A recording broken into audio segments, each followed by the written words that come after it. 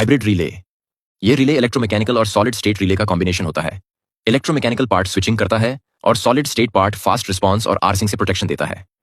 इसका use high reliability और fast operation के लिए होता है, जहां दोनों एडवांटेजेस चाहिए। Latching relay. इस रिले को एक बार ऑन करने के बाद ये अपनी पोजीशन याद रखता है, पावर चली भी जाए तो भी। एक सिग्नल से ऑन होता है, दूसरे सिग्नल से ऑफ। इसका यूज मेमोरी बेस्ड सिस्टम्स में होता है, जैसे इमरजेंसी स्टॉप या टॉगल कंट्रोल। Timer relay. ये रिले सेट टाइम के बाद या पहले काम करता है। जैसे ही सिग्नल मिलता है, ये कुछ सेकंड्स मिनट्स के डिले के बाद कॉन्टैक्ट्स को ऑन ऑफ करता है। ऑटोमेशन में कॉमनली यूज होता है। Thermal relay. इस रिले काम करता है हीट सेंसिंग प्रिंसिपल पर।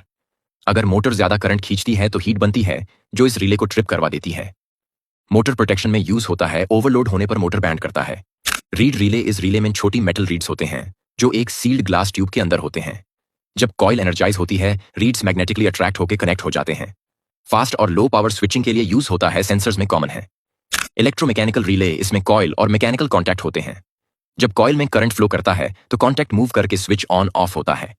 जनरल स्विचिंग के लिए यूज होता है, अफोर्डेबल और रिलायबल है। Solid state relay. इस रिले में कोई मूविंग पार्ट नहीं होता।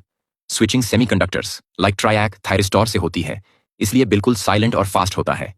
Industrial automation, heater control, high speed switching के लिए यूज होता है।